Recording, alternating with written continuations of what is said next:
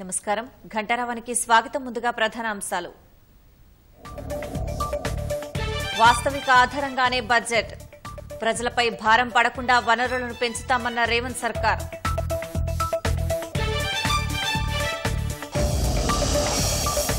బడ్జెట్లో విషయం, విధానం, విజన్ లేదన్న కేటీఆర్. శాంతం అప్పుల పత్రంలా ఉందని కిషన్ రెడ్డి విమర్శ.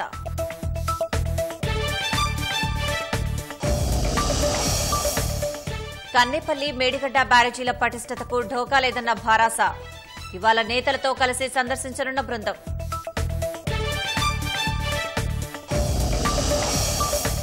ఉత్తర, పశ్చిమ భారత్లో భారీ వర్షాలు.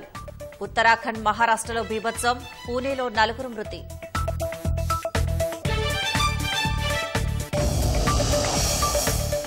దేశవ్యాప్తంగా కార్గిల్ విజయ్ దివస్ వేడుకలు.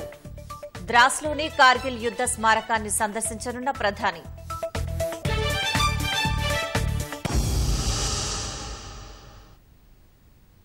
వ్యవసాయానికి పెద్దపీట వేస్తూ గ్యారంటీలు, హామీలకు నిధులు సర్దుబాటు చేయడం సహా ప్రాధాన్యాలకు అనుగుణంగా రాష్ట్ర సర్కార్ బడ్జెట్ను ప్రతిపాదించింది. ఎప్పటిలాగే సొంత పనుల రాబడిపైన ఎక్కువగా ఆధారపడింది. ఇదే సమయంలో పన్నేతర ఆదాయం, కేంద్రం నుంచి గ్రాంట్ల విషయంలో కూడా ప్రభుత్వం ఆశావహంగా కనిపిస్తోంది. ప్రజలపై భారం వేయకుండానే ఆదాయ వనరులను పెంచుకుంటామని అంటోంది. వాస్తవిక దృక్పథం కాబట్టే పద్దు 3 లక్షల కోట్ల మార్కును చేరలేదని ప్రభుత్వం చెబుతోంది. వాస్తవిక బడ్జెట్ అంటూనే రాష్ట్ర ప్రభుత్వం ఆశావాహ బడ్జెట్ను తీసుకొచ్చింది. 2024-25 ఆర్థిక సంవత్సరానికి ఓటాన్ అకౌంట్ సమయంలో పద్దును 2,75,000 కోట్లుగా ప్రతిపాదించి ఇప్పుడు కొంత మొత్తాన్ని పెంచి 2,91,000 కోట్లుగా కేటాయింపులు చేశారు. 2023-24 బడ్జెట్ అంచనాల్ని 2,90,000 కోట్ల నుంచి 2,31,000 కోట్లకు సవరించి ఆ మొత్తంపై మరో 60,000 కోట్ల రూపాయలు పెంచి ప్రస్తుత ఆర్థిక సంవత్సరం పద్దును ప్రతిపాదించారు. ఈ ఆర్థిక సంవత్సరంలో రెవెన్యూ రాబళ్లను 2,21,000 కోట్లకు పైగా అంచనా వేశారు. సొంత పన్నుల ద్వారా వచ్చే ఆదాయాన్ని సవరించిన మొత్తం కంటే 27,000 కోట్లు అదనంగా వస్తాయని అంచనా వేశారు. పన్నేతర ఆదాయంపై రాష్ట్ర ప్రభుత్వం భారీగా ఆశలు పెట్టుకుంది. 2023-24లో పన్నేతర ఆదాయాన్ని 22,000 కోట్లకు పైగా అంచనా వేయగా ఈసారి ఆ మొత్తాన్ని ఏకంగా 35,000 కోట్లకు పైగా పేర్కొన్నారు. కేంద్ర బడ్జెట్లో రాష్ట్రానికి అన్యాయం జరిగిందని శాసనసభలో తీర్మానం చేసిన మరుసటి రోజే కేంద్రం నుంచి భారీగానే గ్రాంట్లు వస్తాయన్న ఆశాభావంతో పద్దు ప్రకటించారు. వాస్తవానికి కేంద్రం నుంచి గ్రాంట్ల మొత్తం చాలా తక్కువగానే ఉంది. 2023-24లో 41,000 కోట్ల రూపాయల గ్రాంట్లు అంచనా వేయగా అందులో వచ్చిన మొత్తం కేవలం 9,729 కోట్లు మాత్రమే.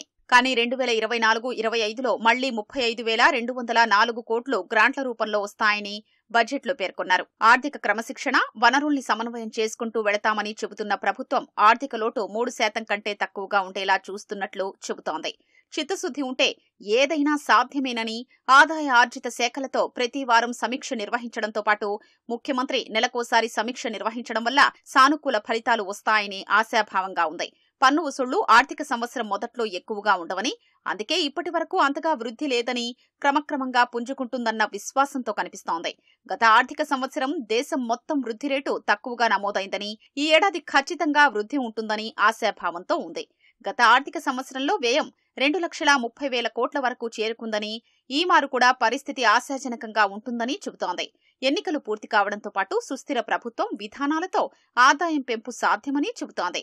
ప్రజలపై భారం వేయకుండా ఇతర మార్గాల ద్వారా ఆదాయాన్ని పెంచుకుంటామని అంటోంది. అన్ని రంగాల్లో సంస్కరణలు తీసుకొచ్చి ఆదాయం పెంచుకుంటామన్నది ప్రభుత్వ వాదన.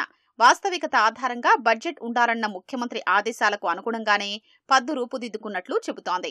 గతంలో ఉన్న విధానమైతే బడ్జెట్ 3.5 లక్షల కోట్లకు పోయేదని, వాస్తవికత దృక్పథంతోనే 3 లక్షల కోట్లలోపే ఉందని ప్రభుత్వ వర్గాలు తెలిపాయి. కుంటుపడిన ఆర్థిక వ్యవస్థను గాడిలో పెట్టడం మేము ఎదుర్కొన్న పెను సవాలు. తలకు మించిన రుణభారం ఉన్నప్పటికీ దోబరా ఖర్చులు కట్టడి చేసి ఆర్థిక క్రమశిక్షణతో పాలన ప్రారంభించాం.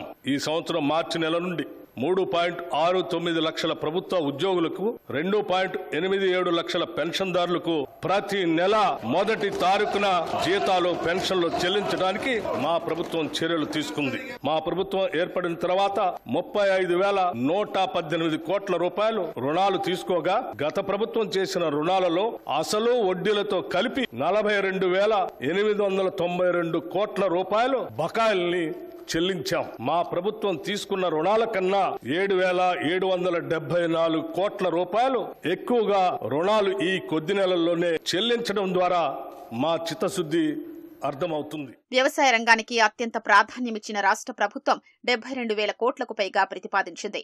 అందులో రుణమాఫీకి 26,000 కోట్లు, రైతు భరోసాకు 15,000 కోట్లు ఉన్నాయి. నీటిపారుదల, సంక్షేమం, పురపాలన, ప్రత్యేకించి హైదరాబాద్ నగరం, పంచాయతీరాజ్, విద్య, వైద్య, విద్యుత్ తదితర శాఖలకు తగిన కేటాయింపులు చేసింది. ఎన్నికల సందర్భంగా హామీ ఇచ్చిన 6 గ్యారంటీలకు 47,000 కోట్లకు పైగా నిధులు కేటాయించింది.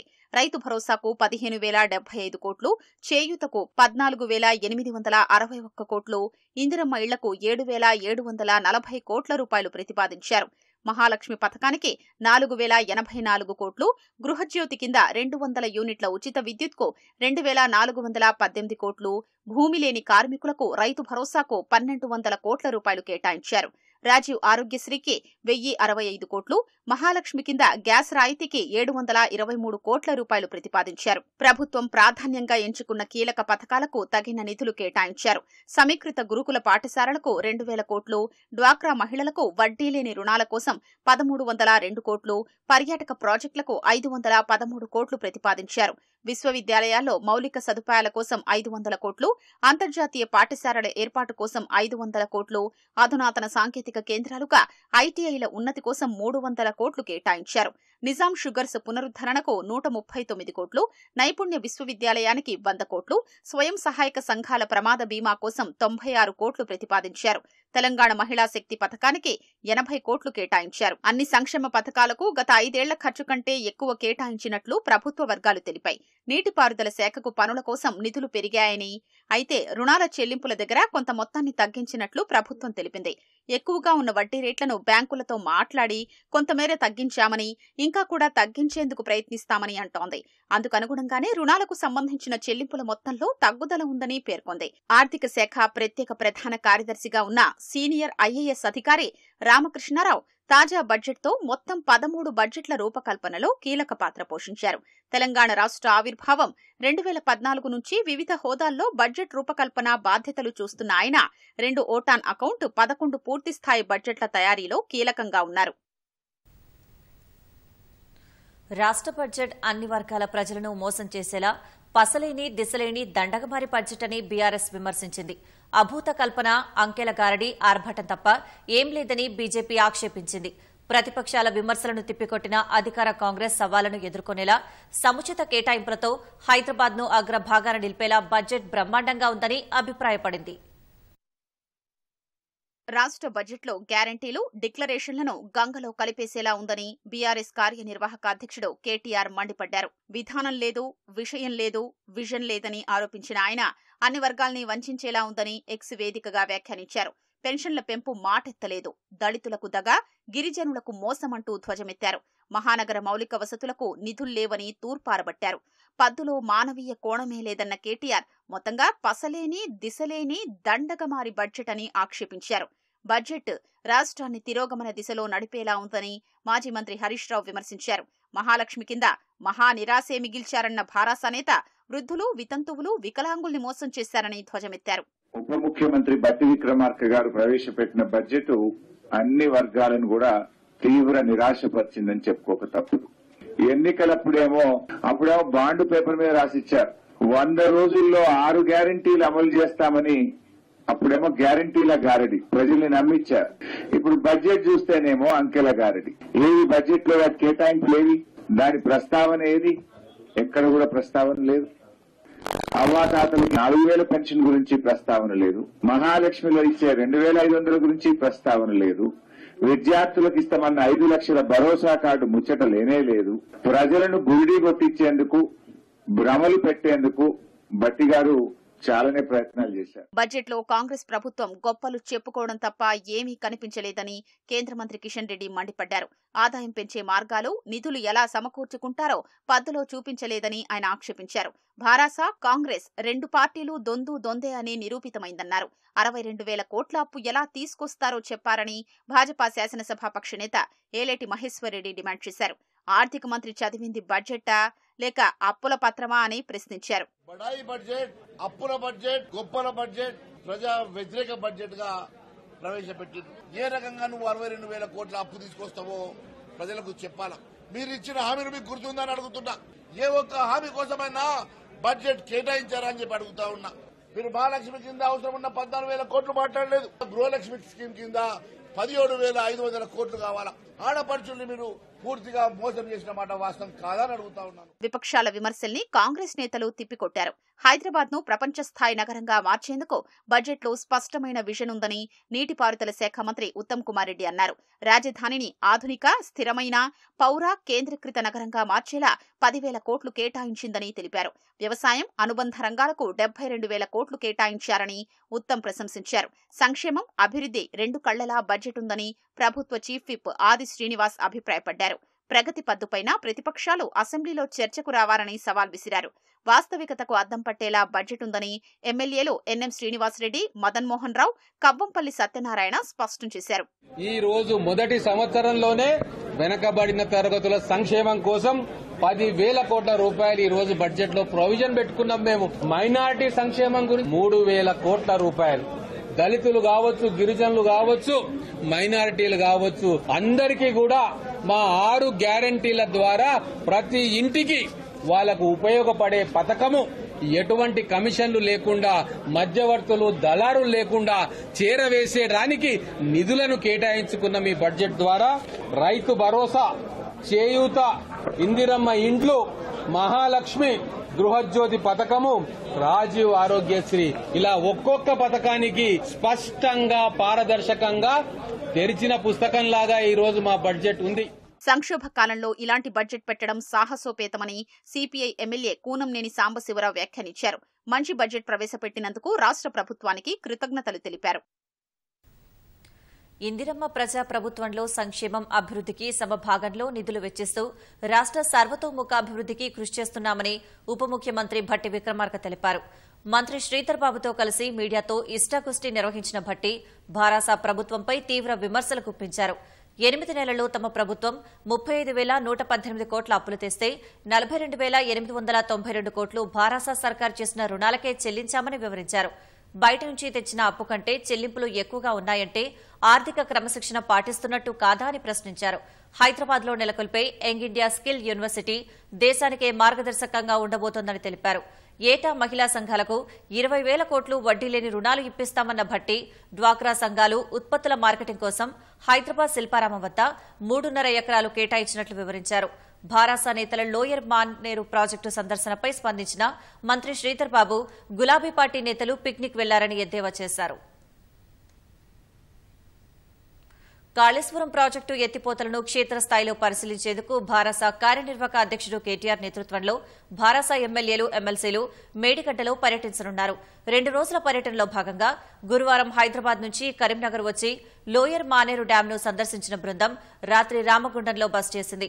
ఉదయం అక్కడి నుంచి బయలుదేరి జయశంకర్ భూపాలపల్లి జిల్లా కాళేశ్వరానికి వెళ్లి కన్నెపల్లి పంప్ హౌస్ ను పరిశీలిస్తారు.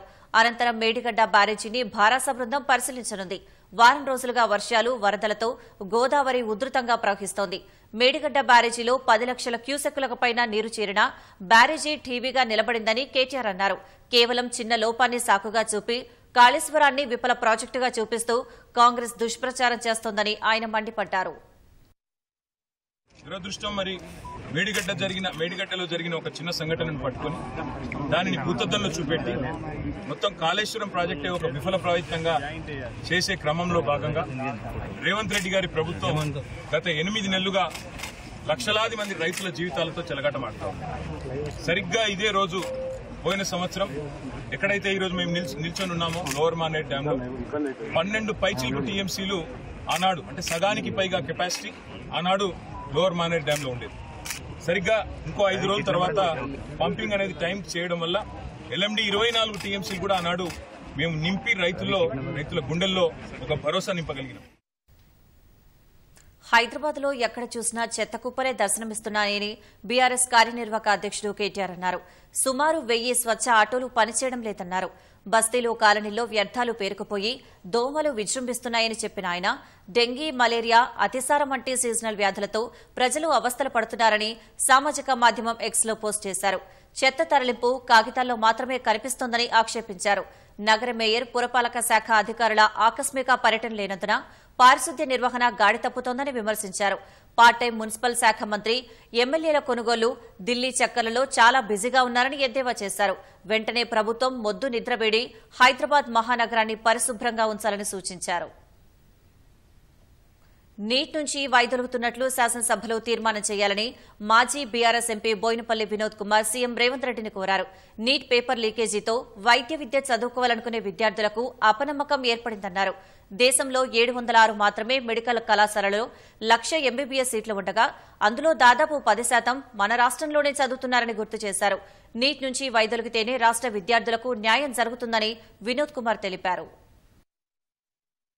వివిధ కారణాల పట్ల నీటిపైనే ఈరోజు అపనమ్మకం ఏర్పడ్డది. రాష్ట్రంలో ఉన్నటువంటి విద్యార్థులు నీటి పరీక్ష వల్ల పెద్ద లాభం లేకపోవడం, అదేవిధంగా నష్టపోతున్నారన్న అభిప్రాయం కూడా ఉంది. ఈరోజు దేశంలో మరి తమిళనాడు రాష్ట్ర ప్రభుత్వం నిర్ణయం తీసుకుంది, మరి శాసనసభలో తీర్మానం చేయడం జరిగింది.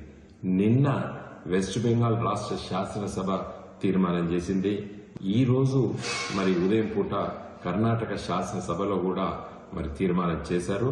కాబట్టి నేను రేవంత్ రెడ్డి గారిని కోరుతున్నాను, తెలంగాణ రాష్ట్ర విద్యార్థులు ఏదైతే ఎంబీబీఎస్ చదువుకోవాలనుకున్న విద్యార్థులు, మిగతా వైద్య విద్య కోర్సు చదువుకున్న విద్యార్థులకి మరి నష్టం జరగకుండా ఉండాలంటే మనం కూడా మన రాష్ట్ర శాసనసభ తీర్మానం చేయాలని చెప్పి నేను భావిస్తున్నాను. రేవంత్ రెడ్డి గారిని కోరుతున్నాను. హైదరాబాద్ సైబర్ టవర్స్ వద్ద ఓ అపార్ట్మెంట్లో రేవ్ పార్టీ చేసుకుంటున్న యువతీ యువకులను పోలీసులు అరెస్ట్ చేశారు. స్థిరాస్తి వ్యాపారి నాగరాజ్ యాదవ్, అతని సోదరుడు మరో 18 మంది రేవ్ పార్టీ చేసుకుంటుండగా ఎక్సైజ్ పోలీసులు మెరుపుదాడి చేసి పార్టీని భగ్నం చేశారు. వీరి నుంచి 1 గ్రాము కొకైన్, 2 గ్రాముల ఎండీఎంఏ డ్రగ్స్, విదేశీ మద్యం సీసాలు స్వాధీనం చేసుకున్నారు. రేవ్ పార్టీలో 6 యువతులు ఉన్నట్లు పోలీసులు వెల్లడించారు. నాగరాజ్ యాదవ్ జన్మదిన సందర్భంగా రేవ్ పార్టీ ఏర్పాటు చేసినట్లు పోలీసులు తెలిపారు. దాడులకు ముందే వీరిలో కొందరు మాదక ద్రవ్యాలను స్వీకరించినట్టు పోలీసులు గుర్తించారు. వీరికి వైద్య పరీక్షలు నిర్వహించగా 2 డ్రగ్స్ తీసుకున్నట్టు తేలిందన్నారు. ఈ వ్యవహారంలో మొత్తం 11 మందిని పోలీసులు నిందితులుగా తేల్చారు. హనుమకొండ జిల్లా పరకాల సబ్ రిజిస్టర్ కార్యాలయంలో ఏసీబీ అధికారుల దాడులు జరిపి sub register Sunitha, private document operator B Naresh ను రెడ్ హ్యాండెడ్ గా పట్టుకున్నారు. సీతారాంపురంకు చెందిన లాడె రాజేశ్వరరావు తన భూమిని కుమారులకు రిజిస్ట్రేషన్ చేసేందుకు private document operator B Naresh ను సంప్రదించారు. వారు 80,000 రూపాయలను డిమాండ్ చేయగా రాజేశ్వరరావు ఏసీబీ అధికారులను ఆశ్రయించారు. నగదు ఇస్తుండగా సబ్ రిజిస్టర్తో పాటు ప్రైవేట్ ఆపరేటర్ను అధికారులు పట్టుకున్నారు. లడే రాజేశ్వరరావు వారి కుమారులైనటువంటి శ్రీనివాస్ మరియు శ్రీకాంత్ లకు వారికి ఉన్నటువంటి భూమిని 2 భాగాలుగా చేసి 2 కొడుకులకు సమానంగా పంచుట కొరకు గిఫ్ట్ రిజిస్ట్రేషన్ కొరకు పరకాల సబ్ రిజిస్టర్ ఆఫీస్ కి జూలై మొదటి వారంలో వచ్చారు. స్లాట్ బుక్ చేసుకున్నారు. తర్వాత రిజిస్ట్రేషన్ గురించి రాగా ఉన్నటువంటి డాక్యుమెంట్ రైటర్ ఎస్ఆర్ఓ గారిని కల్పించాడు. ఎస్ఆర్ఓ గారు అవి 4 భాగాలుగా రిజిస్టర్ చేయుట కొరకు ఒక భాగానికి 20,000 చొప్పున టోటల్ గా 80,000 రూపాయలు డిమాండ్ చేసిండ్రు. ఆ డిమాండ్ చేసినటువంటి అమౌంట్ శ్రీనివాస్ మరియు శ్రీకాంత్లకు ఇష్టం లేక శ్రీనివాస్ గారు మా దగ్గరకు వచ్చి 22వ తారీఖు నాడు కంప్లైంట్ చేసిండు. అయితే వారు డిమాండ్ చేసిన ప్రకారంగా ఈ రోజు స్లాట్ బుక్ అయినందున ఈ రోజు రిజిస్ట్రేషన్ చేసి డబ్బులు తీసుకొని చూడగా మేము ఈ బొట్ల నరేష్ ని పట్టుకున్నాము. ఆదిలాబాద్ జిల్లా రిమ్స్ వైద్య కళాశాల, దానికి అనుబంధంగా ఉన్న సూపర్ స్పెషాలిటీ ఆసుపత్రిలో వైద్యుల కొరత వేధిస్తోంది. ఏళ్ల తరబడిగా ఖాళీలను భర్తీ చేయకపోగా ఉన్న వైద్యులను బదిలీ చేయడంతో సమస్య మరింత జటిలమవుతోంది. అత్యవసరమైన వైద్యం అందాలంటే ఇతర ప్రాంతాలకు వెళ్లే పరిస్థితి ఎదురవుతోంది. ఉమ్మడి రాష్ట్రం ఉండగా ఆదిలాబాద్ లో 2008లో రిమ్స్ వైద్య కళాశాల ఏర్పడగా తెలంగాణ స్వరాష్ట్రంగా అవతరించిన తర్వాత 2022లో సూపర్ స్పెషాలిటీ ఆసుపత్రి అందుబాటులోకి వచ్చింది. రిమ్స్ వైద్య కళాశాలలో ప్రొఫెసర్లు, అసోసియేట్ ప్రొఫెసర్లు, అసిస్టెంట్ ప్రొఫెసర్లు, ట్యూటర్లు కలిపి 148 మంది వైద్య పోస్టుల్ని మంజూరు చేసిన ప్రభుత్వం 89 పోస్టుల్ని మాత్రమే భర్తీ చేసింది. మరో 59 ఖాళీల్ని పూరించలేదు. తాజా బదిలీలో మరో 7 వైద్యులకు స్థానచలనం కావడంతో రిమ్స్లో వైద్యుల కొరత మరింతగా ఏర్పడింది.